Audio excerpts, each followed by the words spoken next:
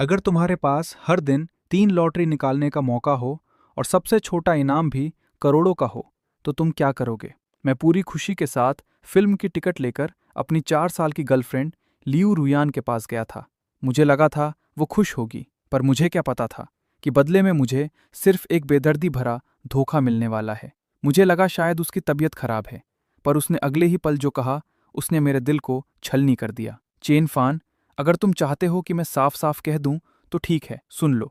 अब से तुम मेरे बॉयफ्रेंड नहीं हो। मेरा दिल ऐसा तड़प उठा जैसे किसी बिच्छू ने डंक मार दिया हो। मैंने कहा, रुयान, हम 4 साल से साथ हैं।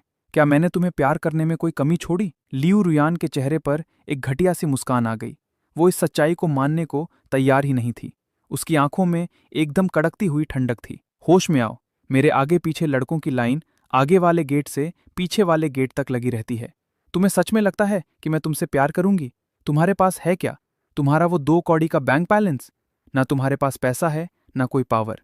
अगर तुम शक्ल से थोड़े बहुत स्मार्ट नहीं होते, तो मैंने तुम्हें कब का लात मार दी होती। मैं फिर भी उससे भीख मांग रहा था कि मुझे थोड़ा और टाइम दे दे, पर वो बड़ी बेरहमी से हंसी। तुम्हें 3 साल दूं या 5 साल? तुम्हें पता भी है इस शहर में घर की कीमत कितनी है? तुम अपनी पूरी जिंदगी भी गधों की तरह घिस दोगे ना, तब भी तुम्हारा कुछ नहीं होने वाला। तभी सूट बूट पहने वू हाइचाओ एक छोटा सा गिफ्ट बैग लेकर कार से नीचे उतरा।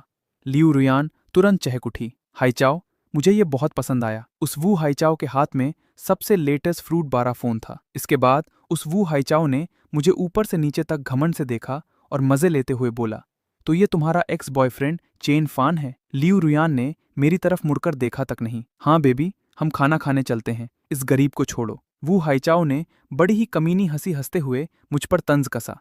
देखा जाए तो तुम मेरे जूनियर हो। जब ग्रेजुएशन के बाद तुम्हें कोई नौकरी न मिले तो मेरे पास आ जाना। मेरा नाम वू हाइचाओ है। मेरी फैमिली का कंस्ट्रक्शन का बिजनेस है। इस सरेआम बेइज्जती पर मेरा खून खौल उठा। मेरे अंदर का सारा गुस्सा और आग भड़क उठी। लियू रुयान, एक दिन तू अपने इस फैसले पर खून के आंसू रोएगी। पर तभी आसमान से एक जोरदार बिजली कड़की। कानों के पर्दे फाड़ देने वाली भयानक गड़गड़ाहट के साथ मुझे लगा जैसे मेरे पूरे शरीर में 1000 वोल्ट का करंट दौड़ गया हो। अरे भगवान, वो साला कमीना उधर खड़ा है।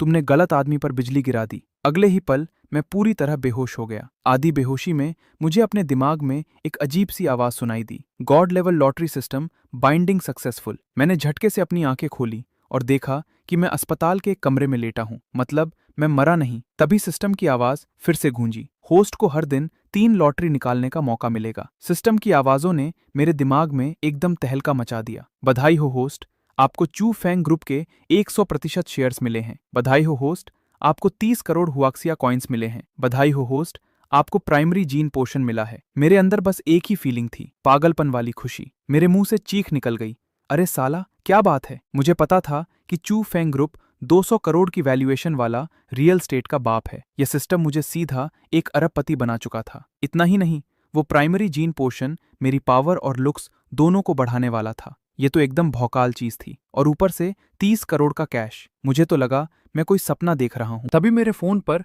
हुआक्सिया बैंक का एक मैसेज आया, आपके खाते में 300 करोड़ रुपए ट्रांसफर किए गए हैं। ट्रांजैक्शन के बाद आपका कुल बैलेंस 300 करोड़ 90,956 रुपए 46 पैसे। ये सब 100% सच था। मैसेज देखते ही मैं बिस्तर से रॉकेट की तरह उछल पड़ा। मुझे यहाँ अस्पताल कौन लाया?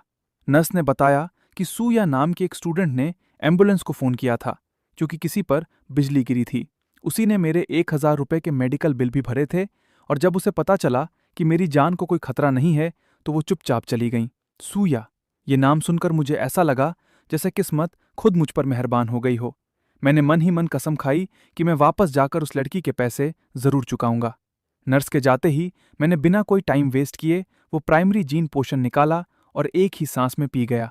थोड़ी ही देर में मुझे अपने अंदर एक गजब की एनर्जी फील होने लगी। वो एहसास इतना तगड़ा था कि मैं बता नहीं सकता। यहां तक कि मेरा लुक भी एकदम किलर हो गया था। उसके बाद मैं उस अस्पताल में 1 मिनट नहीं रुकना चाहता था। मैंने तुरंत डिस्चार्ज पेपर लिए और वहां से निकल गया। मेरे दिमाग में बस एक ही बात चल रही थी, जब मैं उस लियू रुयान से अगली बार मिलूंगा तो उसका चेहरा देखने लायक होगा। वैसे भी मैं अब उस पैसों की लालची लड़की को मनाने नहीं जाने वाला था। दोपहर के करीब 2 बजे थे। पेट पूजा करने के बाद मैं सीधा शहर के सबसे बड़े फरारी सेंटर के दरवाजे पर जा पहुंचा। वहां खड़ी दो फीमेल सेल्स गर्ल मुझे देखकर बड़ी सी स्माइल के साथ आगे आईं। भाई, ये फरारी का शोरूम था। यहाँ तो आम तौर पर परिंदा भी पर नहीं मारता, क्योंकि गरीबों की तो यहाँ झांकने की भी औकात नहीं होती। ये चेन फान नहीं है क्या? उनमें से एक सेल्स गर्ल ने अचानक तंज कसते हुए चिल्लाकर कहा। जो चेहरा 1 सेकंड पहले फूल की तरह खिल रहा था, वो अगले ही पल गधे की तरह लटक गया। मैंने गौर से देखा। अरे, ये तो मेरी हाई स्कूल की क्लासमेट हान यूटिंग थी। ये लड़की स्कूल के टाइम से ही नंबर 1 की मतलबी थी, जो सिर्फ अमीरजादों के पीछे भागती थी। मुझे यकीन नहीं हुआ कि इतने सालों बाद भी इसकी ये अमीरों के पीछे भागने वाली बीमारी इसके खून से नहीं गई थी। उसके बगल वाली कलीग ने गॉसिप वाले अंदाज में पूछा कि क्या वो मुझे जानती है। हान यूटिंग ने हवा में आंखें घुमाई और मेरे सादे कपड़ों की तरफ उंगली दिखाते हुए एकदम घटियापन से बोली, इसके ये फटे पुराने फुटपाथ वाले कपड़े देखकर ही पता चल रहा है कि ये 1 नंबर का भिखारी है। इस पर ध्यान मत दे, मेरा तो टाइम ही खराब कर दिया इसने। मुझे जरा भी गुस्सा नहीं आया, बल्कि अंदर ही अंदर हंसी आ रही थी। मैंने मजे लेने के लिए कहा, क्यों, क्या मैं सिर्फ देख भी नहीं सकता? हान यूटिंग जोर से ठहाका मारकर हंसी। तू अपनी पूरी जिंदगी लगा देना, तब भी इस गाड़ी का एक टायर नहीं खरीद सकता। तू बस यहां आकर 2-4 फोटो खींचकर अपने सोशल मीडिया पर भौकाल काटना चाहता है ना? तेरे जैसे गरीबों के ये फालतू ड्रामे मैंने बहुत देखे हैं। इतना कहकर वो ऐसे दूर हटी जैसे मुझे कोई बीमारी हो। उसे डर था कि कहीं मैं कोई शिकायत न कर दूं और पंगा ना हो जाए। उसकी चालू आंखों में एक आइडिया चमका और उसने तुरंत शोरूम के नए इंटर्न गुओ शियाओ लेई को बलि का बकरा बनाकर आगे कर दिया। ए शियाओ लेई, जा जाकर उस भिखारी पर नजर रख, कहीं वो अपनी गंदी उंगलियों से गाड़ी को गंदा ना कर दे। ये फालतू का काम उसने उस नए लड़के पर डाल दिया, क्योंकि उसे पता था कि मुझ जैसे गरीब से उसे 1 पैसे का कमीशन नहीं मिलने वाला। गुओ शियाओ लेई अभी नया नया काम पर लगा था, एकदम सीधा सादा। वो चुपचाप मेरे पास आया और बड़ी इज्जत से मेरा नाम पूछा। मैंने उसकी तरफ देखा तक नहीं। मैंने सीधा अपने सामने खड़ी उस स्पोर्ट्स कार की तरफ उंगली उठाई और पूछा, क्या इस मॉडल का टॉप एंड वर्जन अभी स्टॉक में है? अब मैं वो पुराना चेन फान नहीं था। मेरी जेब में 30 करोड़ का फुल ऑन कैश पड़ा था। गुओ शियाओ लेई जल्दी से मुझे एक फरारी रोमा के सामने ले गया और मुझे 2 करोड़ 38 लाख का रेट बताया। मैंने चिढ़कर माथा सिकोड़ा और एकदम घटियापन वाले लुक के साथ ना में सिर हिला दिया। गुओ शियाओ लेई को लगा कि मुझे गाड़ी महंगी लग रही है। वो डरते हुए जल्दी से बोला कि वो मेरे लिए डिस्काउंट लगा सकता है। मैंने सीधा उसकी बात काट दी। मुझे ये खटारा बहुत सस्ती लग रही है, इससे मेरा लेवल गिरेगा। मुझे कोई महंगी गाड़ी दिखाओ। ये सुनते ही गुओ शियाओ लेई वहीं पत्थर बन गया। उसका जबड़ा जमीन पर आ गिरा। 2 करोड़ 38 लाख की गाड़ी और सस्ती लग रही है? ये भाई यहाँ कोई तमाशा करने आया है या सच में कोई बहुत बड़ा रईस है? गुओ शियाओ लेई कुछ सेकंड तक सुन्न खड़ा रहा, फिर अचानक उसने अपनी जांग पर जोर से हाथ मारा और मुझे एक भौकाल ग्रे कलर की कन्वर्टिबल स्पोर्ट्स कार के पास ले गया। ये आज ही शोरूम में उतरी नई नवेली कार थी। ऑनलाइन इसका रेट चेक करो तो 10 करोड़ से ऊपर का था। मैंने बिना पलक झपकाए एकदम बॉस वाले एटीट्यूड में हाथ हिलाया। अगर मैं इसे आज ही यहां से चलाकर ले जा सकता हूं तो मुझे ये गाड़ी चाहिए। गुओ शियाओ लेई डर के मारे थूक गटकने लगा। ये गाड़ी ऑन रोड आपको 16 करोड़ की पड़ेगी। क्या आप श्योर हैं? मैंने बिना कोई फालतू टाइम वेस्ट किए अपनी जेब से बैंक का कार्ड निकाला और उसके हाथ में फेंक कर मारा। इतना क्या सोच रहा है? कार्ड स्वाइप कर, पासवर्ड है 6 बार 8। 16 करोड़ मेरे लिए ऐसे थे जैसे सब्जी मंडी में जाकर गोभी खरीदना। गुओ शियाओ लेई खुशी के मारे कांपने लगा। वो कार्ड को दोनों हाथों में पकड़े हुए कैश काउंटर की तरफ दौड़ पड़ा। दूर खड़ी हान यूटिंग मेरी बेइज्जती देखने का इंतजार कर रही थी। उसने ये सब देख लिया। गुओ शियाओ लेई, तेरा दिमाग खराब हो गया है क्या? नहीं टिंग दीदी, वो उस 16 करोड़ 12 लाख वाली लिमिटेड एडिशन कार को अभी पूरा कैश देकर खरीदना चाहते हैं। हान यूटिंग को लगा जैसे उसने दुनिया का सबसे बड़ा मजाक सुन लिया हो। उसका पूरा चेहरा सिकुड़ गया। 16 करोड़, वो भी इस फटेहाल सड़क छाप के पास? गुओ शियाओ लेई ने हाथ में पकड़ा कार्ड हिलाया। ये सच है, उन्होंने मुझे पासवर्ड भी बता दिया है। सीधा स्वाइप करने को बोला है। हान यूटिंग का चेहरा एकदम जहरीला हो गया था। उसने कार्ड को घूरते हुए एक घटिया सी स्माइल दी। भौकाल काट रहा है, काटने दे। मशीन उसके मुंह के सामने ले जाकर स्वाइप कर। उसने तो अपने दिमाग में मुझे बेइज्जत करने वाला पूरा भाषण भी तैयार कर लिया था। वो बस इस बात का इंतजार कर रही थी कि जब कार्ड मशीन में बैलेंस कम है लिख कर आएगा, तब मुझे शर्मिंदगी से जमीन में गिरते हुए देखेगी। गुओ शियाओ लेई इतना नर्वस था कि उसके दोनों हाथ कांप रहे थे। उसने स्वाइप मशीन पर कांपते हाथों से वो 6 बार 8 टाइप किया। मशीन की स्क्रीन चमकी और उस पर लिख कर आया, पेमेंट फेल। पास ही तमाशा देख रही हान यूटिंग तो मारे खुशी के सुअर की तरह हंसने लगी। फू देखा, मैंने कहा था ना कि ये गरीब साला फालतू में नवाब बन रहा है, और तूने सच में मान लिया था कि इसके पास 16 करोड़ होंगे। हान यूटिंग का वो भारी मेकअप वाला चेहरा घमंड से एकदम टेढ़ा हो चुका था। उसे लगा जैसे उसने मुझे सबके सामने जलील होकर बाहर निकाले जाने का सीन देख लिया हो। तभी गुओ शियाओले घबराकर बोला, मैंने गलती से एक जीरो ज्यादा दबा दिया था। और अगले ही पल मशीन से जिज जिज करके रसीद निकलने की पागल कर देने वाली आवाज आने लगी। 16 करोड़ का फुल पेमेंट 1 सेकंड में क्लियर हो गया था। हान यूटिंग की आंखें फटी की फटी रह गईं। वो उस रसीद को ऐसे घूर रही थी जैसे उसकी जिंदगी से भी लंबी हो। उसका मुंह इतना खुल गया था कि उसमें ऑस्ट्रिच का अंडा घुस जाए। ये नामुमकिन है। इसके पास इतने पैसे आए कहां से? कोई लॉटरी लगी है या किसी अमीर औरत ने इसे पाल लिया है? वो जलन के मारे अपने दांत पीस रही थी। जब मेरा ध्यान नहीं था तो इस चालू लड़की ने अपनी आंखें घुमाई और चुपके से गुओ शियाओलेई को खींचकर मेरे कार्ड का बैलेंस चेक करने ले गई। लेकिन जैसे ही उन्होंने स्क्रीन पर मेरे बैलेंस में जीरो की वो लंबी लाइन देखी तो उन दोनों की तो वहीं पर जान निकल गई।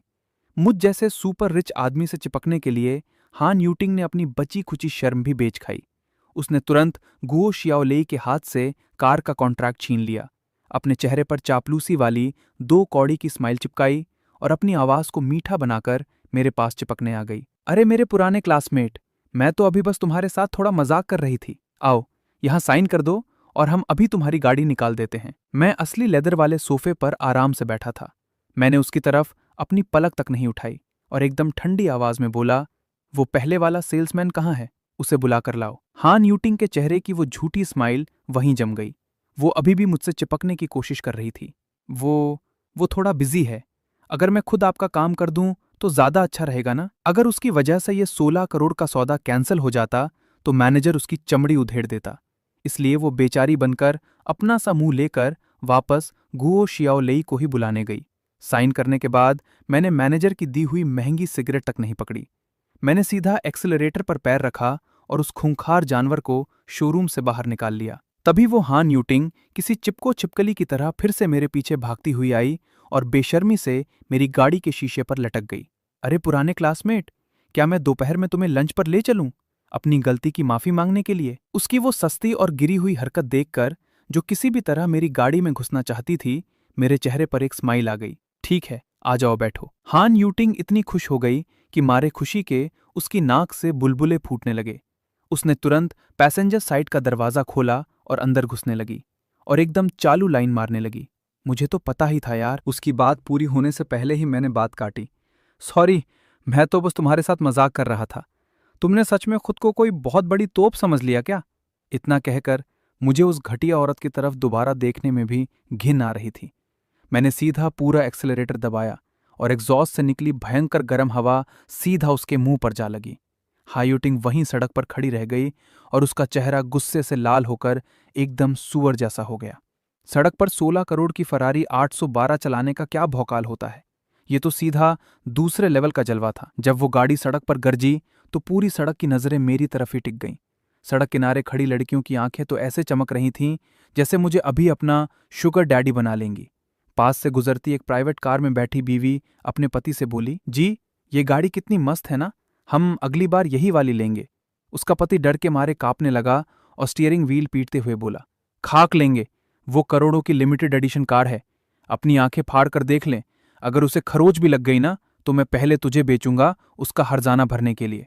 थोड़ी देर तक फुल बौकाल काटने के बाद मैंने स्टीयरिंग घुमाया और सीधा मैजिक सिटी यूनिवर्सिटी की तरफ निकल पड़ा।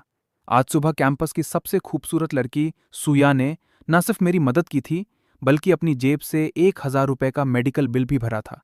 यह एहसान तो मुझे आज ही चुकाना था। जैसे ही मैं कॉलेज के गेट पर पहुंचा, मुझे ड्यूटी वाले सिक्योरिटी गार्ड अंकल ने रोक लिया। अरे अरे, बाहर की गाड़ियां। पर जब गार्ड अंकल ने इस गाड़ी का लोगो स्कैन किया तो वो डर के मारे अपना फोन ही तोड़ने वाले थे। बाप रे बाप, 16 करोड़ की लिमिटेड एडिशन। कॉलेज के वो साले अमीरजादे जो रोज अपने पैसों का झूठा भौकाल काटते हुए चौड़े होकर घूमते हैं, वो भी ज्यादा से ज्यादा कुछ लाख की खटारा ही चलाते हैं। गार्ड अंकल थूक गटकने लगे। उनकी आंखें फटी की फटी रह गईं और अंदर ही अंदर उनका दिमाग चीख रहा था, हमारे कॉलेज में ये कुबेर का खजाना कब से छुप कर बैठा है। गार्ड अंकल ने कांपते हाथों से मेरे लिए बैरियर उठा दिया। मेरी 16 करोड़ की फरारी 812 जैसे ही कैंपस में खिसकती हुई अंदर गई दोनों तरफ खड़ी लड़कियां ऐसे देखने लगीं जैसे कोई रोमांटिक सीरियल चल रहा हो। अरे, वो किसका हस्बैंड है? मैं गाड़ी लेकर सीधा लाइब्रेरी स्क्वायर पहुंचा, जहां ली चैन नाम का एक रईसजादा जमीन पर कुछ घटिया से सस्ते गुब्बारे बिछाकर और हाथ में एक 2 कौड़ी की डायमंड रिंग लिए खड़ा था। वो मैजिक सिटी यूनिवर्सिटी की एकदम शांत रहने वाली खूबसूरत लड़की सुया को सरेआम प्रपोज करने की बेशर्म कोशिश कर रहा था। सुया, ये रिंग मैंने 30,000 से ज्यादा की खरीदी है, तुम मेरी हो जाओ। सुया का चेहरा एकदम बर्फ की तरह ठंडा था, उसकी आंखों में सिर्फ नफरत थी। उसने उस लड़के को इग्नोर किया और मुड़कर जाने लगी। तभी जब वहां खड़े फालतू लोग उस रईसजादे के लिए हूटिंग कर रहे थे, मैंने जोर से स्टीयरिंग घुमाया। मेरी करोड़ों की सुपर कार कान फाड़ देने वाली आवाज के साथ एकदम परफेक्ट ड्रिफ्ट मारते हुए सीधा सुया के सामने आकर रुक गई। मैंने शीशा नीचे करके कहा, गाड़ी में बैठो, मुझे तुम्हें खाना भी खिलाना है और सुबह वाले पैसे भी लौटाने हैं। सुया पहले तो मना करने वाली थी, लेकिन जैसे ही उसने जीन पोर्शन से अपग्रेड हुआ मेरा वो किलर स्मार्ट चेहरा देखा और फिर उस भौकाली फरारी को देखा, तो वो किसी जादू के असर में आकर खुद ही गाड़ी का दरवाजा खोलकर अंदर बैठ गई। पीछे वो सारा तमाशा देखने वाली भीड़ का तो दिमाग ही सुन्न हो गया। ली चैन को तो लगा जैसे उसे अभी हार्ट अटैक आ जाएगा। उसने सपने में भी नहीं सोचा था कि जिस लड़की के पीछे वो पिछले 6 महीने से कुत्तों की तरह भाग रहा था, उसे एक सुपर कार वाला हैंडसम लड़का बस एक लाइन बोलकर अपने साथ ले जाएगा। जैसा ही वो लड़की मेरी गाड़ी में बैठी, मेरा फोन पागलों की तरह वाइब्रेट करने लगा। मैंने फोन उठाया और दूसरी तरफ से चू फैंग ग्रुप के जनरल मैनेजर की घबराई हुई आवाज आई, बॉस, एक बहुत ही अर्जेंट डॉक्यूमेंट है जिस पर आपका। मैंने एक भौं उठाई और बिना पलक झपकाए एकदम कैजुअल अंदाज में फोन पर ऑर्डर दिया, अभी मेरे पास टाइम नहीं है, खुद मैजिक सिटी यूनिवर्सिटी के गेट पर आकर मुझसे मिलो। क्या भौकाल था! इसे कहते हैं एक टॉप लेवल के अरबपति का असली जलवा। मेरी बगल वाली सीट पर बैठी सूया इतनी नर्वस थी कि उसे समझ नहीं आ रहा था कि अपने हाथ कहाँ रखे।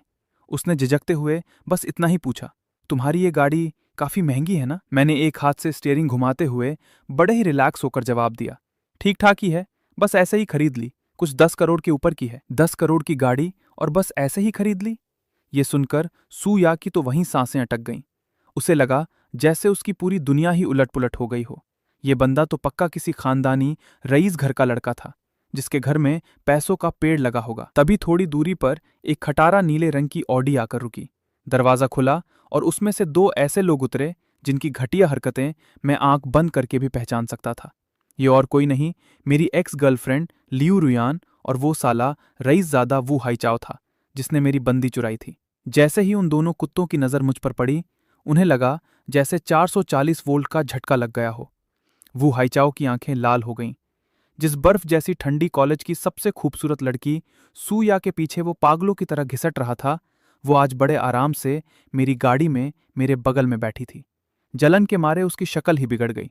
वो सीधा मेरे पास आकर एक भौंकने वाले कुत्ते की तरह ताने मारने लगा, अरे ये तो वही सड़क छाप भिखारी है ना? तू सुबह बिजली गिरने से मरा क्यों नहीं बे? और अब तेरे पास इतने पैसे कहाँ से आ गए कि तू ये स्पोर्ट्स कार किराए पर लेकर भौकाल काटने आ गया? लियू रुयान ने सीधा सूया की तरफ उंगली उठाई और अपनी बकवास चालू कर दी। इसने ये फरारी पक्का लड़कियों को फंसाने के लिए किराए पर ली होगी। मैंने उसे सीधा वार्निंग दी, वू हाईचाओ, अपनी जुबान पर लगाम रख। अगर ये कॉलेज का गेट नहीं होता ना, तो मैं आज तुझे साले यहीं जमीन पर रगड़ रगड़ कर मारता। पर वो साला वू हाईचाओ कहाँ चुप रहने वाला था। वो उछल उछल कर पागलों की तरह ताने कसने लगा। ओहो हो, गुस्सा आ गया? इस लिमिटेड एडिशन फरारी को एक दिन के लिए किराए पर लेने में तेरी जिंदगी भर की कमाई लग गई होगी ना?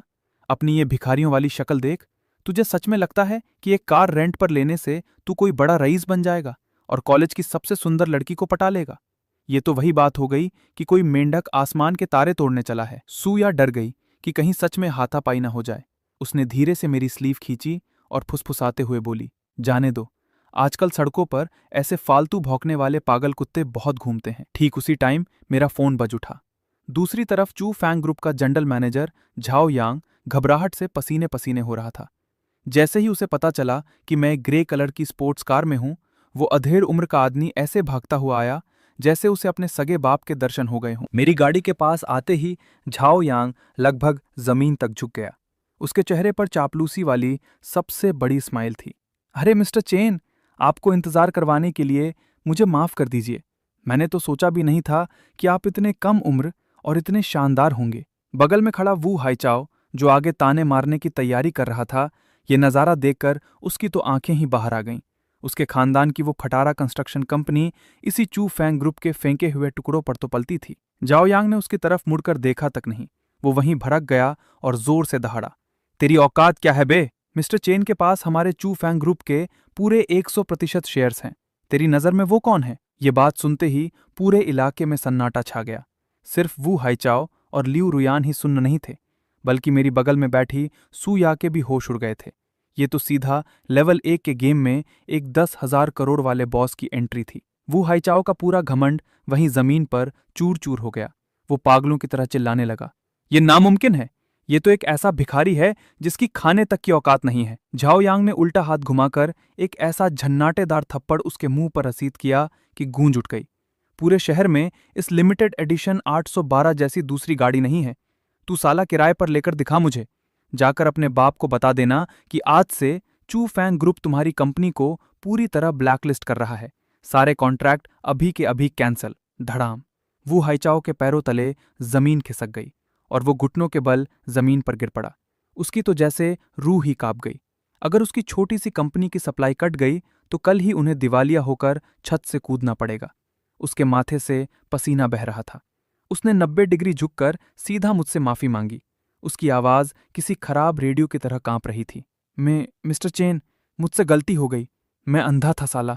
प्लीज मुझे एक कीड़ा समझकर छोड़ दीजिए। उसे पैंट में मूतने वाला ऐसा डरपोक बना हुआ देखकर साफ था कि वू हाइचाओ को समझ आ गया था कि उसने अपनी कब्र खुद खोद ली है। वो बेवकूफ लिऊ रुयान अभी भी नहीं समझी और पीछे भागते हुए चिल्लाई, हाइचाओ, मेरा इंतजार करो। लेकिन बदले में वू हाइचाओ ने अपना सारा गुस्सा निकालते हुए एक जोरदार थप्पड़ सीधा उस लिऊ रुयान के मुंह पर दे मारा। तू एक नंबर की पनौती है। अगर तेरी वजह से ना होता तो क्या मैं उस 10,000 करोड़ वाले बॉस से पंगा लेता? ये कहकर उस साले ने लिऊ रुयान से वो फोन वापस छीन लिया जो उसने उसे थोड़ी देर पहले गिफ्ट किया था।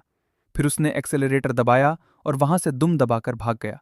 इसी को कहते हैं मुसीबत आने पर सब अपनी अपनी जान बचाकर भागते हैं और कुत्ते आपस में ही लड़मते हैं। इधर मैंने बड़े आराम से 20,000 करोड़ के शेयर्स वाले पेपर्स पर साइन किए।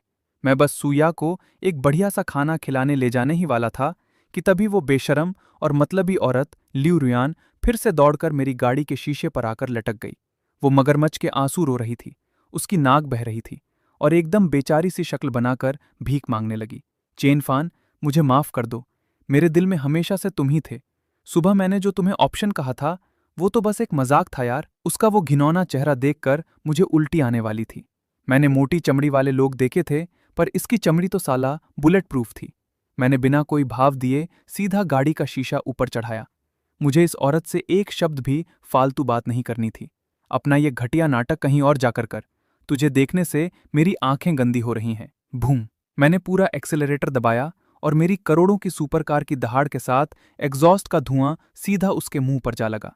मैं गाड़ी दौड़ाकर वहां से निकल गया और वो लिऊ रुयान अकेली हवा में धूल फाकती रह गई। मेरे बगल में बैठी सूया ने छुप छुप कर मेरी तरफ देखा और हैरान होते हुए बोली, तुम्हारी खुद की कंपनी भी है?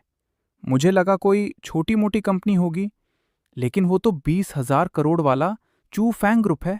मैंने एक हाथ से स्टीयरिंग पकड़ रखा था और एकदम रिलैक्स होकर बोला, अरे ये कौन सी बड़ी बात है? ये तो मेरा बेसिक लेवल है। चलो तुम्हें मियाँ वेस्टर्न रेस्टोरेंट ले चलता हूँ। सुना है वहां की स्टेक ठीक ठाक मिल जाती है। आधे घंटे बाद मेरी फरारी सीधा मियाँ वेस्टर्न रेस्टोरेंट के दरवाजे पर आकर रुकी। ये जगह अंदर से किसी महल की तरह चमक रही थी और ऊपर लगे क्रिस्टल झूमर आंखों को चुंधिया रहे थे। बैठते ही सूया ने मेन्यू कार्ड उठाया और रेट देखते ही उसके हाथ कांप गए। बाप रे, एक स्टेक की कीमत 1,000 रुपए से भी ज्यादा थी। वो एकदम सीधी सादी और सच्ची लड़की थी।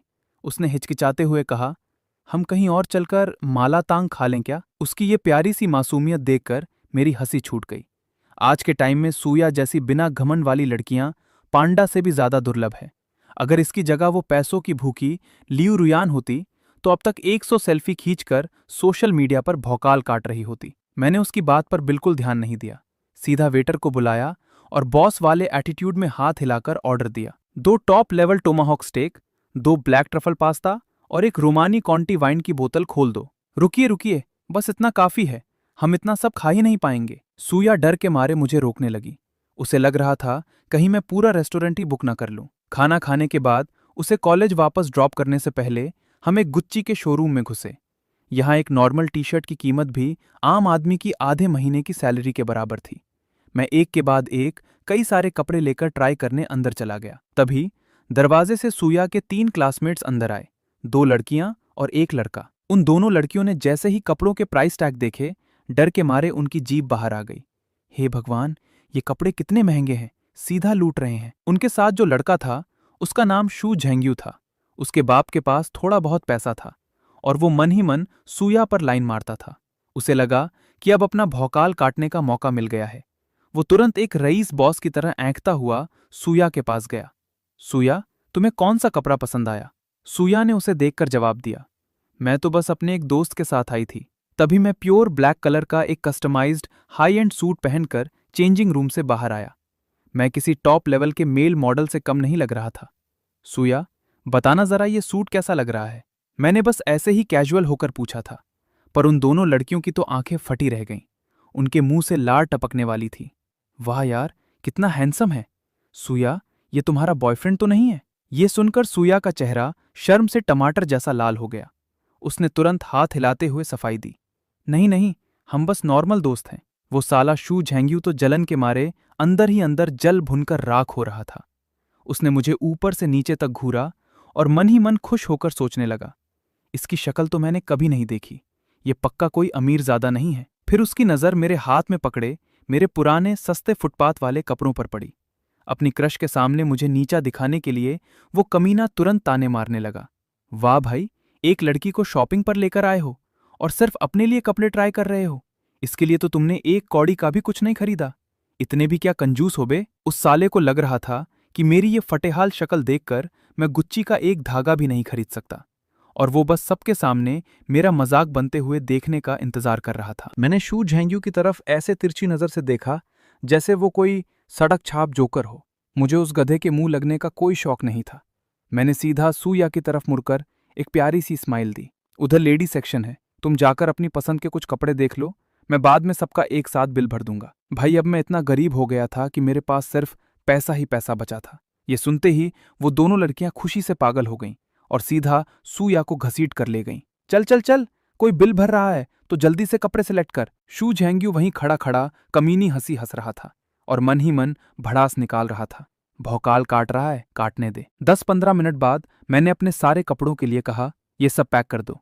उधर सूया ने एक ड्रेस ट्राई की थी जिसमें वो किसी अप्सरा से कम नहीं लग रही थी, लेकिन जैसे ही उसने प्राइस टैग देखा, एक ड्रेस की कीमत ही 40,000 से ऊपर थी। डर के मारे उसने तुरंत उसे उतारकर वापस टांग दिया। ये बहुत महंगी है, मुझे नहीं चाहिए। मैं लंबे कदम भरते हुए उसके पास गया और बिना पलक झपकाए उस सेल्स गर्ल को उन 2 ड्रेसेस की तरफ इशारा करके बॉस वाले एटीट्यूड में ऑर्डर दिया, ये दोनों ड्रेसेस भी साथ में पैक कर दो। सूया घबरा गई। चेन फान, ये बहुत महंगी हैं, मैं ये नहीं ले सकती। मैंने सीधा उसकी बात काटते हुए अपने रौब में कहा, तुम इतनी देर से मेरे साथ शॉपिंग कर रही हो, अगर मैं तुम्हें 2 गिफ्ट दे दूं तो क्या हो गया? चुपचाप रख लो। Swipe successful. कैश काउंटर की मशीन से एक मीठी सी बीप की आवाज आई। 5 लाख रुपए से ऊपर का बिल था और मैंने अपनी पलक तक नहीं झपकाई। उन दोनों लड़कियों की आंखें जलन और खुजली से लाल हो गई थीं। चेन फान, तुम तो बहुत बड़े दिल वाले हो यार। सूया को तुम्हारे जैसा बॉयफ्रेंड मिल गया, वो तो खुशी के मारे पागल हो जाएगी। मैंने एक हल्की सी स्माइल के साथ समझाने की कोशिश की, अरे हम सच में सिर्फ नॉर्मल दोस्त हैं। उन दोनों लड़कियों ने एक साथ अपनी आंखें घुमाई। चल झूठा, एक नॉर्मल दोस्त को कोई ऐसे ही 80 से 90 हजार की ड्रेस खरीद कर दे देता है क्या? तुम्हें क्या लगता है हम इस बात पर भरोसा कर लेंगी? मैंने भी हार मानकर कंधे उचका दिए। मुझे और सफाई देने में कोई इंटरेस्ट नहीं था। मैंने सीधा वो महंगी ड्रेसेस से भरा बैग सूया के हाथों में पकड़ा दिया। सूया ने शर्माकर अपना चेहरा नीचे कर लिया। उसका दिल एकदम शहद की तरह मीठा हो गया था। तभी बगल में खड़ा सू झेंग्यू भड़ास निकालते हुए मन में सोच रहा था, थू, साला फालतू में भौकाल काट रहा है। एक लड़की पटाने के लिए पक्का अपने 10 से 12 क्रेडिट कार्ड की लिमिट पार कर दी होगी। फिर उसने जलन के मारे अपनी छाती चौड़ी की और हवाबाजी करते हुए बोला, सूया, मेरी BMW X2 बेसमेंट पार्किंग में ही खड़ी है, 30 लाख से ज्यादा की गाड़ी है, चलो मैं तुम्हें हॉस्टल तक ड्रॉप कर देता हूं। सूया ने उसकी तरफ मुड़कर देखा तक नहीं और सीधा मना कर दिया, कोई जरूरत नहीं है, मैं चेन फान की गाड़ी से चली जाऊंगी। शू झेंग्यू की कुत्ते जैसी आंखें एकदम फटी की फटी रह गईं और वो ओवर एक्टिंग करते हुए फुल ताने मारने लगा। ओहो हो, तो चेन फान के पास भी गाड़ी है? पता नहीं करोड़ों की कौन सी टॉप क्लास लग्जरी कार चलाता है भाई। चलो ना, जरा हमें भी अपने जलवे दिखा दो। उसकी वो तानेबाज शक्ल देखकर तो ऐसा लग रहा था जैसे उसके माथे पर लिखा हो, तू साला पक्का किराए की साइकिल चलाता होगा। मैंने अपनी जेब में दोनों हाथ डाले और बिना किसी परवाह के हल्का सा हंस दिया। वो तुरंत हवा में उड़ने लगा। चलो चलो, सब लोग चलकर चेन नवाब साहब की सवारी देखते हैं। हम सब लोग बेसमेंट पार्किंग में पहुंचे। मैं 2 गाड़ियों के बीच में जाकर रुक गया। शू झेंगू की नजर तुरंत बगल में खड़ी एक टूटी फूटी, जिसका पेंट भी उखड़ चुका था, ऐसी खटारा सेकंड हैंड टोयोटा पर पड़ी। उसे देखकर वो वहीं जोर जोर से हंसने लगा। उसकी आंखों से हंसते हंसते आंसू आ गए। फूह अरे चेनफान, इस 1-2 लाख की कबाड़ी गाड़ी में तू सुया को घुमाने लेकर आया है? तुझे शर्म नहीं आई बे? उन दोनों लड़कियों ने भी एकदम सड़ी हुई शक्ल बना ली, जैसे मेरे साथ खड़े होने से उनका लेवल गिर रहा हो, और उन्होंने तुरंत ज्ञान बांटना शुरू कर दिया। मैंने इस पूरे ड्रामे के बीच एक शब्द भी नहीं बोला। मैंने बस चुपचाप अपनी जेब से उछलते हुए घोड़े के लोगो वाली एक चाबी निकाली और बिना देखे कैजुअल अंदाज में बटन दबा दिया। Beep beep. उसी पल उस खटारा टोयोटा के ठीक सामने खड़ी एक भयंकर भौकाली, परफेक्ट कर्व्स वाली ग्रे कलर की सुपरकार की खूंखार डेविल्स आई हेडलाइट्स झटके से ऑन हो गईं। और फिर उन सबकी फटी हुई आंखों और उड़े हुए होश के सामने उस लिमिटेड एडिशन फरारी 812 की छत एक गजब की रोबोटिक मशीन वाली आवाज के साथ धीरे धीरे पीछे की तरफ फोल्ड होकर खुलने लगी। इंजन की वो दहाड़ और उसका वो कातिलाना जलवा। मैंने कार का दरवाजा खोला और शू झेंगू की तरफ ऐसे देखा जैसे वो दुनिया का सबसे बड़ा चूतिया हो। ऐसा लगा जैसे मैंने बिना हाथ उठाए ही उसके मुंह पर 10,000 झन्नाटेदार थप्पड़ जड़ दिए हों। उसकी वो 30 लाख की BMW, जिस पर वो इतना घमंड कर रहा था, मेरी इस अल्टीमेट परफॉर्मेंस वाली मॉन्स्टर कार के सामने एक टायर के बराबर भी नहीं थी। उस वक्त तो उसका बस यही मन कर रहा था कि जमीन में गड्ढा खोदे और खुद को जिंदा गाड़ ले। वो दोनों लड़कियां जो अभी तक मुझे ताने मार रही थीं, अब उनकी आंखें फटी की फटी रह गई थीं और टांगें कांप रही थीं। उन्होंने सुया का हाथ कस के पकड़ा और पागलों की तरह हिलाते हुए बोली, ओह माय गॉड सुया, ये गाड़ी तो पक्का करोड़ों की होगी। सुया ने अपनी हंसी कंट्रोल की और एकदम कैजुअल तरीके से बोली, सुना है 16 करोड़ की है। 16 करोड़? ये सुनते ही उन दोनों लड़कियों की तो सांसें ही अटक गईं। मुझे देखने का उनका नजरिया कूड़े के डिब्बे से बदलकर साक्षात कुबेर के खजाने जैसा हो गया। वो दोनों चापलूसी करते हुए मेरे पास चिपकने आ गईं। शाम को साथ में कुछ पीने चलें क्या? हम तो फेयर गेम खेलेंगी। अपना वीचैट नंबर दे दो ना। मैंने एक ठंडी स्माइल दी और फोन निकालने की एक्टिंग भी नहीं की। सॉरी, फोन की बैटरी डेड है। ये कहकर मैंने सीधा सुया को गाड़ी में बैठने का इशारा किया। इस कार में सिर्फ 2 ही सीटें थीं। मैंने पूरा एक्सेलरेटर दबाया और मेरी सुपर कार भयंकर दहाड़ के साथ हवा से बातें करने लगी। पीछे बस मेरी गाड़ी का धुआं था और वो हवा में उड़ती हुई दोनों मतलबी लड़कियां जो अब पछतावे से जल भुन रही थीं। और हाँ, वो साला शू झेंग्यू तो पहले ही दुम दबाकर वहां से खिसक चुका था। रात को मैंने सुया को उसके हॉस्टल के नीचे ड्रॉप किया। उस लड़की ने वो हजारों के कपड़े लेने से साफ मना कर दिया और मैंने हार मानकर अपना सिर हिला दिया। अगली सुबह मैं एक 5 स्टार होटल के प्रेसिडेंशियल स्वीट के किंग साइज बेड पर सोकर उठा। मैंने सीधा अपने सिस्टम को लॉटरी निकालने के लिए बुलाया। डिंग! बधाई हो होस्ट, आपको 15,000 करोड़ के बोहाव होटल के 100% शेयर्स मिले हैं। डिंग! बधाई हो होस्ट, आपको मैजिक सिटी में 200 करोड़ का एक टॉप क्लास मैंशन मिला है। डिंग! बधाई हो होस्ट, आपको 8 करोड़ हुआक्सिया कॉइन्स कैश मिला है। दिमाग में गूंजने वाले इन पागनों वाले नोटिफिकेशंस को सुनकर मैं सीधा बिस्तर से उछल पड़ा। अरे साला क्या बात है! हजारों करोड़ की वैल्यू वाला national hotel chain, 2000 square metre का टॉप लेवल यूरोपियन मैंशन और ऊपर से 8 करोड़ का कैश बैकअप। कल तक मैं कुछ नहीं था और आज मेरा भौकाल आसमान फाड़ रहा था। खुशी के मारे मेरे हाथ कांप रहे थे। मैंने तुरंत अपनी माँ के अकाउंट में 3 लाख रुपए पॉकेट मनी के लिए ट्रांसफर किए और फिर फ्रेश होकर बाहर निकल गया। आज मैं इस हजारों करोड़ के ग्रुप का नया चेयरमैन अपने चू फैंग ग्रुप के हेडक्वार्टर में चेकिंग के लिए जाने वाला था। मैंने जैसे ही अपनी फरारी को कंपनी की बिल्डिंग के सामने रोका, जनरल मैनेजर झाओ यांग किसी रिसेप्शनिस्ट बॉय की तरह कंपनी के सारे बड़े अफसरों को लेकर मेरे सामने झुककर खड़ा हो गया। लेकिन मुझे जिस बात की उम्मीद नहीं थी वो ये कि हॉल के कोने में 2 लोग घुटनों के बल बैठे थे। मैंने ध्यान से देखा तो ये वही कल वाला घमंडी साला वू हाईचाओ और उसका डरा हुआ बाप वू शियांग था, जिसके चेहरे का रंग ही उड़ चुका था। वू शियांग में अब किसी बड़े बॉस वाला कोई एटीट्यूड नहीं बचा था। वो पसीने से नहाया हुआ था और डर के मारे उसकी टांगें कांप रही थीं। उसे बहुत अच्छे से पता था कि जो आदमी चू फैंग ग्रुप के जनरल मैनेजर को अपना कुत्ता बना सकता है, उसका बैकग्राउंड कितना भयंकर होगा। वो तो मन ही मन सोच रहा होगा कि अपने इस गधे बेटे वू हाईचाओ को एक थप्पड़ में जान से मार दे। झाओयांग ने मेरे सामने झुककर एकदम परफेक्ट अंदाज में अंदर जाने का इशारा किया। प्लीज अंदर चलिए बॉस। मैंने अपनी पलक तक नहीं उठाई और साइड में खड़े उस वू हाईचाओ और उसके बाप वू शियांग को हवा के बराबर इग्नोर करते हुए सीधे लंबे कदम लेकर अंदर जाने लगा। मिस्टर चेन, मेरे बाप चेन, कल मेरे इस जानवर बेटे की आंखें अंधी हो गई थीं। मैं इसे आपके सामने माथा टेकने और माफी मांगने लाया हूं। क्या मैं तुम्हें जानता हूं? मैंने बिना रुके कहा। वू शियांग ने बेशर्मी से अंदर घुसने की कोशिश की, पर झाओ यांग ने गुस्से से उसे रोक दिया। वू शियांग घुटनों के बल गिर पड़ा और गिड़गिड़ाने लगा। झाओ बॉस, भाई झाओ, हमने इतने सालों तक साथ काम किया है, हम पर थोड़ी तो दया खाओ, हमारी रोटी रोजी मत छीनो। झाओ यांग ने एक ठंडी स्माइल दी और एकदम घटियापन वाले लुक के साथ बोला, अब ये चू फैंग ग्रुप मिस्टर चेन का है, मेरी क्या औकात है? और तू किसको भाई बोल रहा है बे? सिक्योरिटी, इन दोनों भिखारियों को बाहर फेंक दो। जैसे ही दरवाजे बंद हुए, वू हाईचाओ की तो पैंट गीली हो गई। पापा, अब हम क्या करेंगे? तू साला पनौती, मेरी पूरी कंपनी तेरे चक्कर में बर्बाद हो गई। तुझे उस पनौती लियू रुयान के पीछे जाने की क्या खुजली थी बे कमीने? ये कहकर वू शियांग ने अपने बेटे वू हाईचाओ के मुंह पर ऐसा जन्नाटेदार थप्पड़ मारा कि वो अपनी ही जगह पर 3 बार गोल घूम गया। मैं सीधा लिफ्ट से टॉप फ्लोर पर अपने चेयरमैन ऑफिस में पहुंचा। मैंने बस टाइम पास के लिए फाइनेंस रिपोर्ट के 2 पन्ने पलटे और उसे साइड में फेंक दिया। झाओ यांग मेरे बगल में खड़ा चापलूसी करते हुए बोला, चेन सर, क्या मैं कंपनी के सारे बड़े अफसरों को बुलाऊं ताकि वो आपके सामने माथा टेक कर आपसे मिल सकें? मैंने हाथ हिलाकर मना कर दिया। मेरे पास टाइम नहीं है, मुझे और भी काम है। इसे कहते हैं एक असली अरबपति का रिलैक्स एटीट्यूड। साला, हजारों करोड़ की कंपनी है और मुझे मीटिंग करने में रत्ती भर भी इंटरेस्ट नहीं था। आधे घंटे बाद मैं अपनी फरारी चलाता हुआ सिस्टम के दिए एड्रेस के हिसाब से पूरी सड़क पर भौकाल काटते हुए मैजिक सिटी के सबसे वीआईपी और अमीरों वाले इलाके में पहुंच गया। मैंशन के गेट पर पहुंचते ही मेरे होश उड़ गए। ये जगह तो साक्षात यूरोप के किसी शाही महल जैसी लग रही थी। गेट के पास एकदम परफेक्ट कटे हुए पेड़ पौधे लगे थे। मैंने गाड़ी वहीं छोड़ी और सीधा दरवाजा धकेल कर पूरे बॉस वाले स्वैग के साथ अंदर घुस गया। रुक जाओ, कौन हो तुम? भीख मांगनी है तो पीछे वाले गेट से जाओ, ये प्राइवेट प्रॉपर्टी है। अचानक बगल से एक कड़क लेकिन मीठी आवाज आई। मैंने पलट कर देखा तो ओए होए, क्या गजब की लड़की थी। ब्लैक एंड व्हाइट ऑफिस वाली टाइट ड्रेस पहने हुए उसका फिगर एकदम कातिलाना था और खूबसूरती में तो वो किसी टॉप हीरोइन को भी टक्कर दे दे। वो अपनी कमर पर हाथ रखे मुझे घूर रही थी। इस ब्यूटी का नाम झेंग शियाओ किंग था और ये इस मैंशन की मैनेजर थी।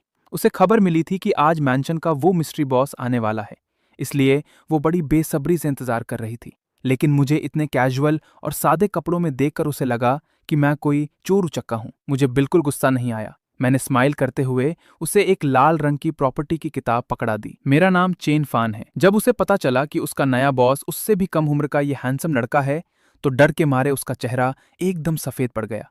उसने तुरंत 90 डिग्री झुककर माफी मांगी और भाई, उसके झुकते ही जो नजारा दिखाना, क्या बताऊं। सॉरी मिस्टर चेन, मैं अंधी थी जो मैंने आपसे बदतमीजी की।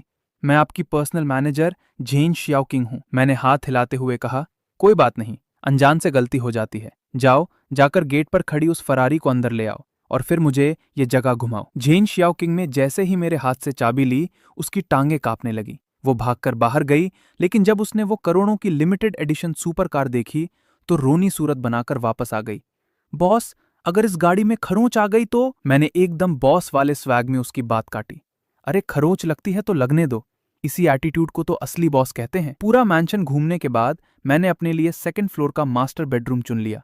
वापस हॉल में आकर मैंने ऐसे ही कैजुअल तरीके से झेंग शियाओकिंग से पूछा, इस मैंशन में और किस चीज की कमी है? पर इस हॉट मैनेजर ने अपने होठ काटे और बोली, मिस्टर चेन, सच कहूं तो मैं यहां से रिजाइन करने की सोच रही हूं। मैं थोड़ा हैरान हुआ। क्यों? क्या मैं कुछ ज्यादा ही हैंडसम हूं जो तुम डर गई? झेंग शियाओकिंग ने जल्दी से साई दी।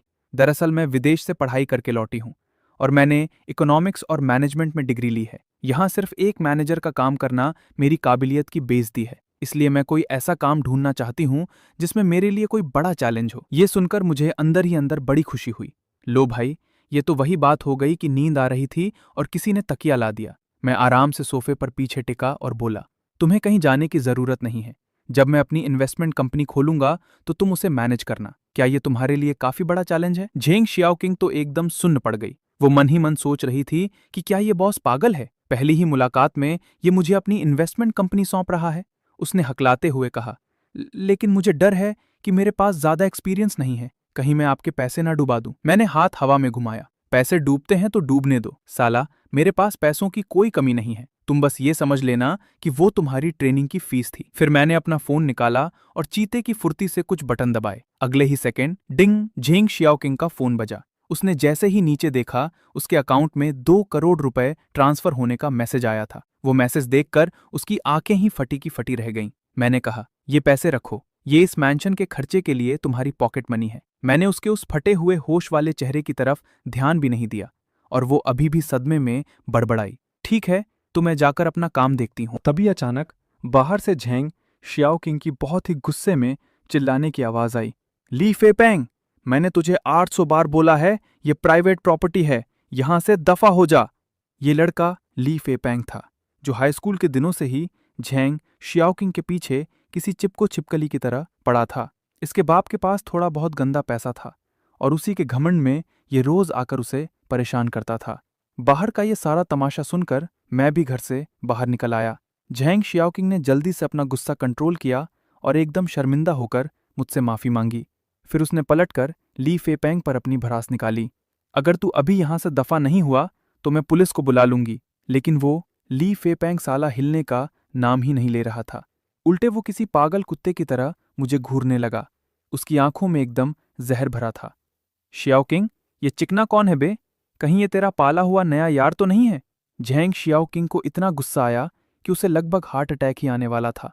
अपनी जबान पर लगाम रख, मिस्टर चैन इस मैंशन के मालिक हैं। ली फेपेंग को लगा जैसे उसने दुनिया का सबसे बड़ा मजाक सुन लिया हो। उसने एकदम घटियापन से मुझे ऊपर से नीचे तक देखा। ये भिखारी इस मैंशन का मालिक है? झेंग शियाओकिंग ने तुरंत अपना फोन निकाला और पुलिस नंबर डायल करने लगी। जब ली फेपेंग ने देखा कि वो सच में पुलिस बुला रही है, तब जाकर उसकी हवा टाइट हुई। ठीक है, मैं जा रहा हूं। जाने से पहले उसने एकदम खूंखार तरीके से मेरी तरफ उंगली उठाई और धमकी दी। ओए लड़के, शियाओकिंग से दूर रहना, वरना मैं साले तुझे जान से मार दूंगा। साफ था कि ये चूतिया मुझे अपना लव राइवल मान बैठा था। मैंने उस जोकर की तरह जाते हुए उसकी पीठ को देखा और अपना माथा सिकोड़ा। लगता है इस मैंशन के लिए जल्दी ही कुछ सिक्योरिटी गार्ड्स रखने पड़ेंगे। साला कोई भी ऐरा गैरा नत्थु खैरा कुत्ता अंदर घुसाता है। शाम को मेरे कॉलेज के रूममेट का फोन आया। उसने मुझे बाहर चलकर लू चुआन स्ट्रीट फूड खाने के लिए बुलाया। मेरे इन दोस्तों को पता चल गया था कि अब मेरे पास अंधा पैसा आ गया है। मैं अपनी फरारी लेकर निकल पड़ा। इधर वो साला ली फेपेंग अपनी बेइज्जती पचा नहीं पाया था। वो अपने साथ 3 गुंडों को लेकर आया था ताकि रास्ते में ही मेरा गेम बजा सके। लेकिन मेरा पीछा करते करते जब उन गुंडों ने मेरी लिमिटेड एडिशन फरारी देखी तो उन सब की पैंट गीली हो गई। फेपेंग भाई, इस गाड़ी वाले से पंगा लेना अपनी औकात के बाहर है। ली फेपेंग का भी अंदर ही अंदर हार्ट रेट बढ़ा हुआ था। लेकिन जैसे ही उसने देखा कि मैंने गाड़ी सड़क किनारे रोकी है और एक सस्ते से ठेले पर बारबेक्यू खाने जा रहा हूं, तो वो साला फिर से चौड़ा हो गया। थू, मैंने कहा था ना कि ये 1 नंबर का सड़क छाप भिखारी है। कौन सा रईस आदमी सड़क किनारे बैठकर ये सस्ता गंदा खाना खाता है बे? ये गाड़ी पक्का कोई सस्ती डुप्लीकेट मॉडिफाइड कार है। थोड़ी देर रुक जाओ, फिर इस गाड़ी को साला चकनाचूर कर देना। मैं अपने दोस्तों के साथ बारबेक्यू वाले ठेले पर फुल मजे से पी रहा था। क्योंकि मैंने पी रखी थी, इसलिए मैंने कोई रिस्क नहीं लिया और किसी रैंडम ड्राइवर को भी नहीं बुलाया। कोई और ऑप्शन न देखकर मैंने अपनी ब्यूटी मैनेजर झेंग शियाओकिंग को फोन करके मुझे पिक करने के लिए बुला लिया। झेंग शियाओकिंग ने मुझे वहां से पिक किया। हमारी गाड़ी एक सुनसान और अंधेरे वाले रास्ते से गुजर रही थी कि अचानक स्क्रीच की कान फाड़ देने वाली ब्रेक की आवाज आई। एक सफेद रंग की गाड़ी पागलों की तरह उड़ते हुए आई और सीधा मेरी फरारी के आगे आकर रास्ता रोककर खड़ी हो गई। ली फेपेंग और उसके 3 गुंडे हाथ में लोहे के बड़े बड़े रॉड लेकर गाड़ी से कूदे। वो किसी पागल कुत्ते की तरह चिल्लाने लगा, इस खटारा मॉडिफाइड कार को साला तोड़ कर रख दो। धड़ धड़ धड़ 3 लोहे के रॉड मेरी करोड़ों की सुपर कार पर जोर से पड़े और कार का शीशा एक झटके में मकड़ी के जाले की तरह चकनाचूर हो गया। झेंग शियाओकिंग डर के मारे एकदम पीली पड़ गईं। ली फेपेंग का घमंड 7वें आसमान पर था। उसने सीधा मेरी नाक पर उंगली रखी और भौंकने लगा। एक सस्ती मॉडिफाइड कार चलाकर भौकाल काटता है बे? लड़के, आज तेरा ये बाप तुझे तेरी औकात याद दिलाएगा। मुझे इस चूतिये से फालतू बात करने में कोई इंटरेस्ट नहीं था। मैंने एकदम ठंडी आवाज में झेंग शियाओकिंग से बस 2 शब्द कहे, पुलिस बुलाओ। कमीनी औरत, तू उसकी मदद करेगी? ली फेपेंग की आंखें लाल हो गईं और वो झेंग शियाओकिंग का फोन छीनने के लिए आगे झपटा। मेरी आंखों में एकदम ठंडक छा गई। मैंने बिजली की रफ्तार से अपना पैर आगे बढ़ाया और धड़, ली फेपेंग हवा में उड़ता हुआ सीधा मुंह के बल कुत्ते की तरह जमीन पर जा गिरा। ये देखकर बाकी तीनों गुंडों ने अपने लोहे के रॉड उठाए और सीधा मेरे सिर पर वार करने दौड़े। इन 2 कौड़ी के गुंडों को निपटाना मेरे लिए किसी चींटी को मसलने से भी आसान था। अगले ही पल तीनों गुंडे जमीन पर पड़े दर्द से कराह रहे थे। मैंने अपना पैर सीधा ली फेपेंग के उस सड़े हुए चेहरे पर जोर से रख दिया और उसे ऊपर से घूरते हुए बोला, मेरी गाड़ी तोड़ेगा ना तू? अब साले अपना पूरा घर बार बेचकर इसका हर्जाना भरने के लिए तैयार रहे। मेरा पैर उसके चेहरे पर इतनी जोर से दबा था कि उसका चेहरा सूअर की तरह लाल हो गया। फिर भी वो साला अकड़ दिखा रहा था। भर दूंगा हर्जाना, तेरी इस खटारा मॉडिफाइड गाड़ी की औकात ही क्या है बे? कान खोल कर सुन ले, मेरा बाप बोहाव होटल का जनरल मैनेजर है।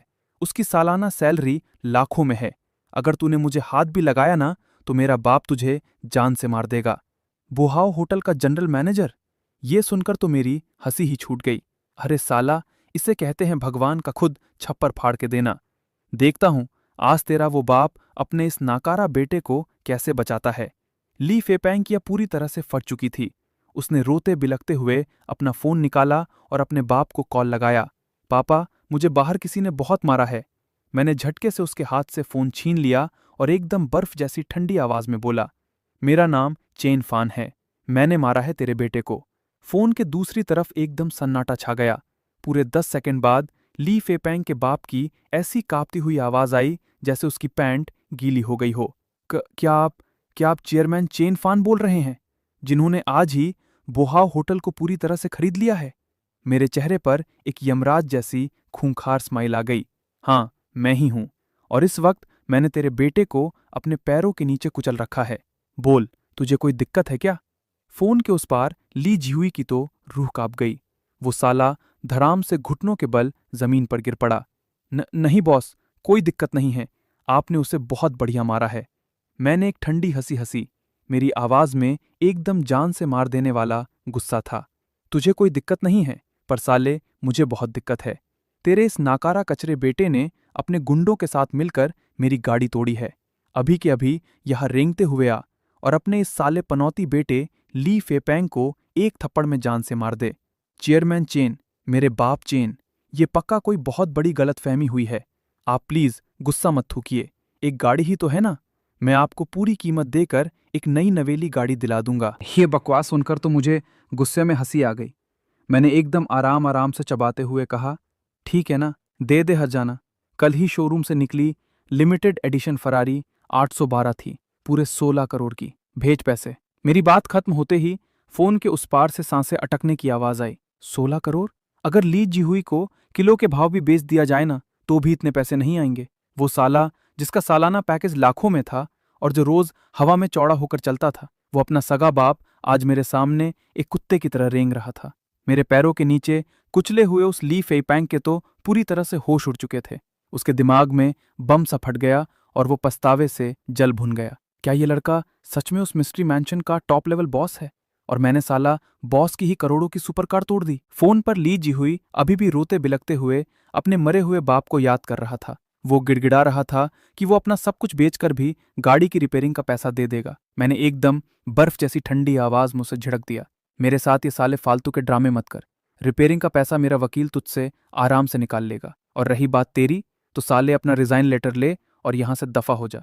मैं अपनी कंपनी में ऐसे कचरा अफसरों को नहीं पालता जो साला अपने खुद के बेटे को नहीं सुधार सकते। इतना बोलकर मुझे उस साले की बकवास सुनने में कोई इंटरेस्ट नहीं था। मैंने सीधा फोन काट दिया। थोड़ी ही देर में वहां पुलिस आ गई। मेरी सुपर कार के हाई क्वालिटी डैश कैम ने उस ली फेपेंग और उसके गुंडों की वो गुंडागर्दी एकदम साफ साफ रिकॉर्ड कर ली थी। जानबूझकर करोड़ों की लग्जरी कार तोड़ना, साले का ये जुर्म इतना बड़ा था कि अब ली फेपेंग अपनी पूरी जिंदगी जेल की हवा खाने वाला था। पुलिस स्टेशन में सारी लिखा पढ़ी करके बाहर निकलते निकलते आधी रात हो चुकी थी। मैंने उस बेचारी झेंग शियाओकिंग को, जिसका चेहरा शर्मिंदगी से झुका हुआ था, थोड़ा हौसला दिया और उसे आराम करने के लिए वापस भेज दिया। अगली सुबह मैं अपने मैंशन के 200 स्क्वायर मीटर वाले शाही बिस्तर पर सोकर उठा और अंगड़ाई ली। सच कहूं तो कल रात फरारी के टूटने का थोड़ा दुख तो था, पर तभी मेरे दिमाग में सिस्टम की वो पागल कर देने वाली आवाजें गूंज उठीं। डिंग, बधाई हो होस्ट, आपको प्राइवेट रेस्टोरेंट यिलोंग शुआन के 100% शेयर्स मिले हैं। डिंग, बधाई हो होस्ट,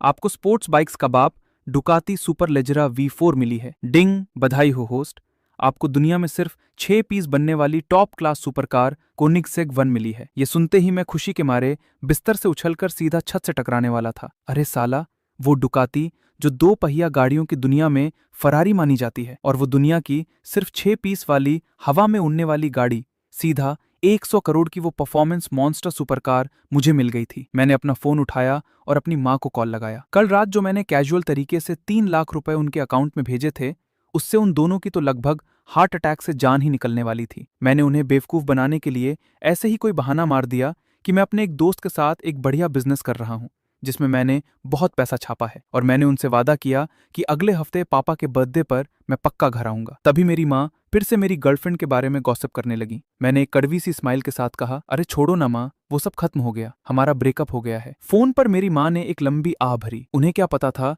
कि उनका सीधा साधा बेटा अब एक 10,000 करोड़ का मालिक और पानी की तरह पैसा बहाने वाला एक टॉप लेवल का कुबेर बन चुका है। फ्रेश होकर मैं नीचे हॉल में आया।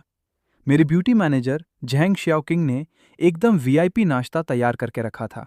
मैं आराम से ऑमलेट खाते हुए एकदम रिलैक्स अंदाज में बोला, जाओ मेरे लिए एक नया और बढ़िया जनरल मैनेजर ढूंढ कर लाओ। ये सुनकर झैंग शियाओकिंग को लगा कि अब वो एक मैनेजर कम बल्कि मेरी ऑलराउंडर पर्सनल सेक्रेटरी ज्यादा बन गई है।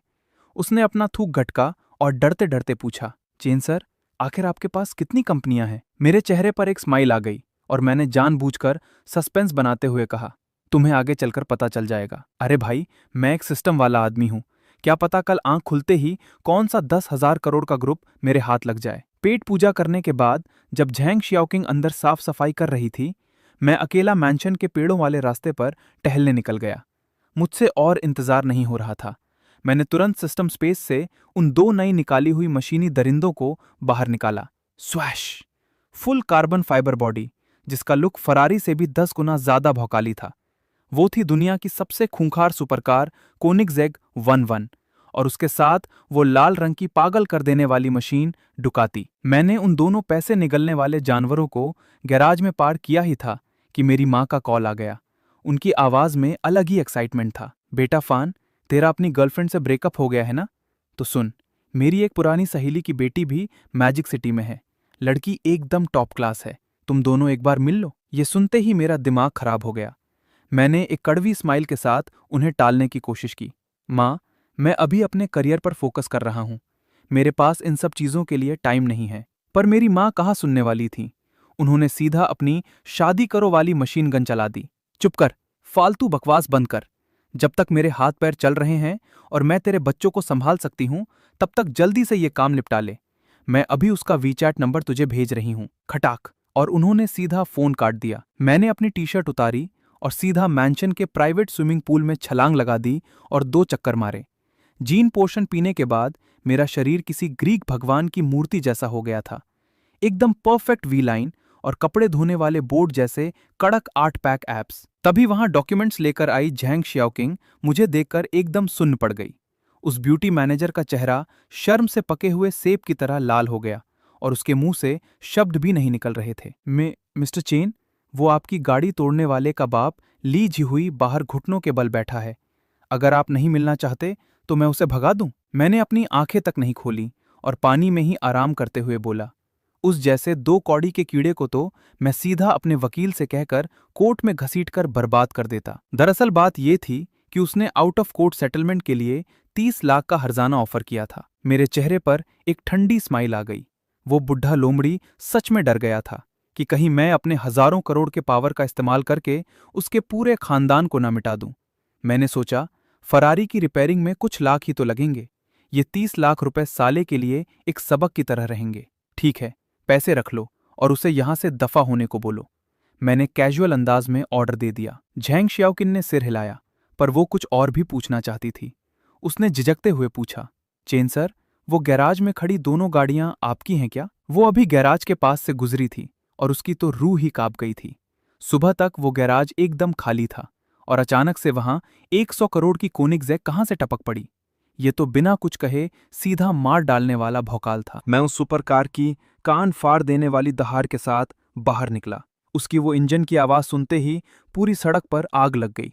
राह चलते लोग पागलों की तरह अपना फोन निकालकर फोटो खींचने लगे और चीखने लगे, अरे साला, कोनिग्सेग 11!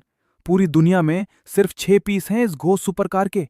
कोई बहुत बड़ा कुबेर आया है शहर में। साला ये गाड़ी 100 करोड़ से ऊपर की है। अगर इस पर एक खरोच भी लग गई ना तो मेरा पूरा खानदान बिक जाएगा, तब भी खजाना नहीं भर पाऊंगा। उन सब की फटी हुई आंखों और झुकते हुए सिरों के बीच से मैंने पूरा एक्सेलरेटर दबाया और सीधा मैजिक सिटी के सबसे टॉप लेवल प्राइवेट क्लब यिलोंग शुआन पहुंच गया। इस जगह पर अगर तुम्हारे पास करोड़ों का बैलेंस नहीं है ना तो तुम्हें इसका दरवाजा तक नजर नहीं आएगा। सिक्योरिटी गार्ड ने जैसे ही मेरे इस भौकाली काफिले को देखा, उसके हाथ से वॉकी टॉकी छूट गया और उसने तुरंत मैनेजर लू बिन को कॉल घुमा दिया। 1 मिनट भी नहीं लगा और मैनेजर लू बिन 100 मीटर की रेस लगाने वाले एथलीट की तरह भागता हुआ बाहर आया। वो मेरे सामने झुककर चापलूसी करते हुए मुझे अंदर ले गया। चेयरमैन चेन, आप इंस्पेक्शन के लिए आ रहे हैं? आपने पहले क्यों नहीं बताया?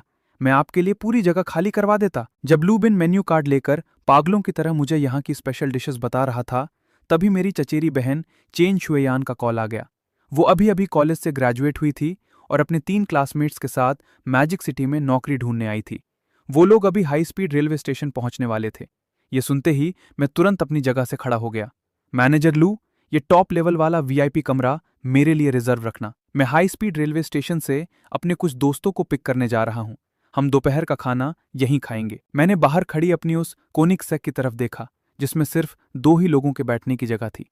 तो मैंने बस कुछ 100 रुपए देकर एक नॉर्मल सी BMW किराए पर ली और स्टेशन की तरफ निकल पड़ा। स्टेशन के बाहर चेन शुएयान अपना सूटकेस खींचते हुए आ रही थी। मुझे देखते ही उसकी आंखें चमक उठीं।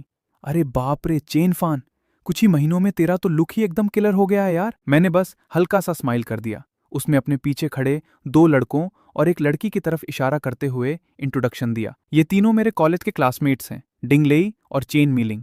स्टेशन के एग्जिट पर चेन शुएयान बड़े एक्साइटमेंट के साथ मुझे बता रही थी कि वो चारों एक ही कंपनी में इंटर्नशिप करने वाले हैं। उसके वो तीनों दोस्त एकदम किसी बड़े शहर के घमंडी नवाबों वाला एटीट्यूड दिखा रहे थे। खासकर वो लड़की जिसका नाम चेन मीलिंग था, उसने एकदम नखरे दिखाते हुए नाक सिकोड़कर शिकायत की, उफ, इस हाई स्पीड ट्रेन में बैठकर तो मेरी कमर ही टूट गई। चलो जल्दी से कहीं खाना खाने चलते हैं, हम लोग तुम्हारे घर के पास ही कहीं खा लेंगे। मैंने हंसते हुए उसकी बात काटी। कोई बात नहीं, मैंने पहले ही टेबल बुक कर रखी है। चलो, खाना खाने के बाद मैं तुम लोगों को उस जगह ले चलूंगा जो मैंने तुम्हारे रहने के लिए अरेंज की है। ये सुनते ही वो साला डिंग लेई मुझे ऊपर से नीचे तक घूरने लगा। उसकी आंखों में एकदम शक और घटियापन भरा हुआ था।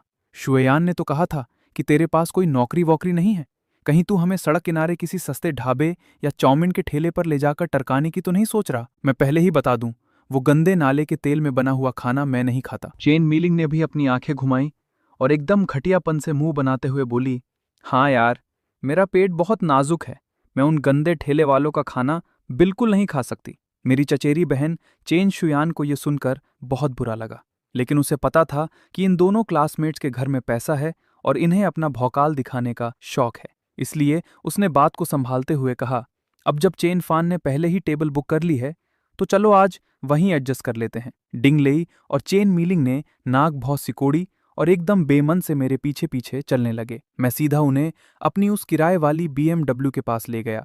हम 5 लोग कार में ठुस ठुस कर बैठे थे और वो साला डिंग लेई पीछे की सीट से ताने मार रहा था, यार ये किराए की गाड़ियों में स्पेस कितना कम होता है ना। मैंने एक मिस्ट्री वाली स्माइल दी और कहा, टेंशन मत लो दीदी, मैंने आजकल एक छोटा मोटा बिजनेस शुरू किया है तो थोड़े एक्स्ट्रा पैसे कमा लिए हैं। भाई, मैं तो एकदम सच बोल रहा था, 10,000 करोड़ की प्रॉपर्टी को एक्स्ट्रा पैसे ही तो कहेंगे ना। पीछे बैठा डिंग लेई एकदम से ठहाका मारकर हंस पड़ा और घटिया ताना मारते हुए बोला, बिजनेस करके एक्स्ट्रा पैसे? कहीं तू पूरा दिन सड़क पर डिलीवरी बॉय बनकर पार्सल तो नहीं ढोता?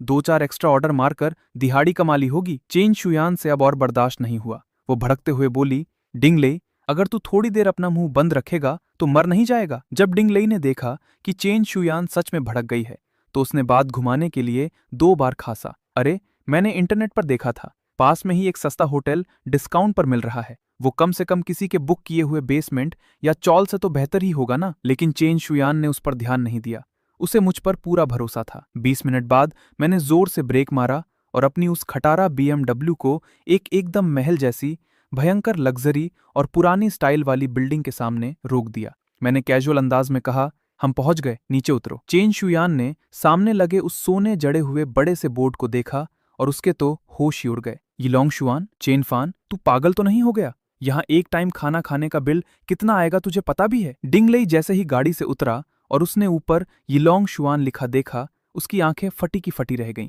वो मेरी तरफ ऐसे देखने लगा जैसे मैं कोई पागल हूं और जोर जोर से हंसते हुए मेरा मजाक उड़ाने लगा। चेन फान, साले तेरा दिमाग खराब हो गया है क्या? तू एक डिलीवरी करने वाला सड़क छाप भिखारी है और तू यहाँ अंदर खाना खाने जाएगा? तेरी जेब में इतने पैसे हैं कि यहाँ का सर्विस टैक्स भी भर सके? डिंगलेई की बकवास खत्म भी नहीं हुई थी कि यिलोंग शुआन का वो भारी नक्काशी वाला दरवाजा अंदर से झटके से खुला। वहां सूट बूट पहने रेस्टोरेंट का मैनेजर लू बिन हाई क्लास यूनिफॉर्म वाले 4 वेटर्स के साथ 100 मीटर की रेस लगाते हुए सीधा मेरे सामने आकर खड़ा हो गया। उसने 90 डिग्री झुककर माथा टेका और इतनी जोर से चिल्लाया कि पूरी सड़क ने सुना। चेयरमैन चेन, फाइनली आप आ गए बॉस। आपके लिए VIP कमरा पूरी तरह से खाली करवा दिया गया है। मैंने लू बिन की तरफ अपनी पलक तक नहीं उठाई, बस हल्के से अपना सिर हिलाया और चेन शुयान की तरफ मुड़कर बोला, दीदी सामान यहीं छोड़ दो। वो हट्टे कट्टे वेटर्स तुरंत आगे आए और उन्होंने बड़ी सावधानी से हमारा सामान ऐसे पकड़ लिया जैसे किसी देश का खजाना उठा रहे हों। चेन शुयान तो वहीं पत्थर की मूर्ति बन गई और वो साले डिंगलेई और चेन मीलिंग का जबड़ा तो घुटनों तक लटक गया। जो लोग अभी 1 सेकंड पहले मेरा ये कहकर मजाक उड़ा रहे थे कि मैं ठेले पर खाने वाला भिखारी हूं, आज उनके सामने मैजिक सिटी के सबसे टॉप लेवल क्लब का मैनेजर मेरे सामने कुत्ते की तरह दुम हिला रहा था। ये भौकाल वाला पलटवार किसी रोलर कोस्टर की राइड से भी ज्यादा खतरनाक था। मैंने अपनी जेब में हाथ डाले और एकदम बॉस वाले स्वैग में यिलोंग शुआन के अंदर चला गया। चेन शुएयान जल्दी से भागकर मेरे पीछे आई और धीरे से फुसफुसाते हुए पूछा, चेन फान, ये सब क्या चल रहा है? वो तुम्हें चेयरमैन चेन क्यों बुला रहा है? टॉप फ्लोर पर सबसे लग्जरी एम्परर VIP रूम में पहुंचते ही वहां का शाही भौकाल देखकर चेन शुएयान और उन तीनों के तो होश ही उड़ गए।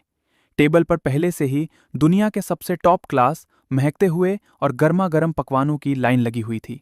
एक खूबसूरत से यंग वेटर ने बड़ी इज्जत के साथ सोने की परत वाला मेन्यू कार्ड मुझे दिया। चेयरमैन चेन, ये मैनेजर लू ने खास आपके वेलकम के लिए तैयार करवाया है। क्या आप कुछ और ऐड करना चाहेंगे? मैंने वो मेन्यू कार्ड सीधा चेन शुएयान को पकड़ा दिया। दीदी जो पसंद हो ऑर्डर कर लो। चेन शुएयान ने जैसे ही मेन्यू खोला उसकी आंखें फटी रह गईं। सिर्फ एक सादी सी सब्जी की कीमत ही 10,000 रुपए से ज्यादा थी। डर के मारे उसने वो मेन्यू तुरंत डिंगलेई के हाथ में फेंक दिया। अब डिंगलेई और चेन मीलिंग का वो सारा घमंड और हवाबाजी जमीन में घुस चुकी थी। तभी वो वेटर बहुत सावधानी से 2 भयंकर लग्जरी पैकिंग वाली विदेशी शराब की बोतलें लेकर आई। चेयरमैन चेन, क्या इन बोतलों को अभी खोल दूं? डिंगलेई की आंखें बहुत तेज थीं। उसने 1 सेकंड में उस शराब का ब्रांड पहचान लिया। वो डर के मारे अपनी कुर्सी से सीधा उछल पड़ा और चीखने लगा, अरे साला मैकलन लालिक, एक बोतल की कीमत 18 से 20 लाख रुपए है। चेन फान, तेरा दिमाग खराब है क्या? अगर ये खुल गई ना तो आज हम में से कोई भी जिंदा यहां से बाहर नहीं जा पाएगा। उसे लगा कि मैं बिना सोचे समझे बस हवाबाजी कर रहा हूं और अगर मैं बिल नहीं भर पाया तो हम सबकी यहां चमड़ी उधेड़ दी जाएगी। तभी उस खूबसूरत वेटर ने एक हल्की सी स्माइल दी और उसकी मीठी आवाज किसी परमाणु बम की तरह गिरी। ये हमारे मैनेजर लू का प्राइवेट कलेक्शन है। ये 35 से 40 लाख की टॉप लेवल विदेशी शराब है जो मैनेजर साहब ने बॉस को फ्री में गिफ्ट की है। डिंगलेई का मन कर रहा था कि वो खुद के ही मुंह पर 2 जन्नाटेदार थप्पड़ जड़ ले। अभी कुछ मिनट पहले ही वो कार में मुझे डिलीवरी बॉय बोलकर मेरा मजाक उड़ा रहा था। आज सच में उसकी कुत्ते जैसी आंखें फूट गई थीं।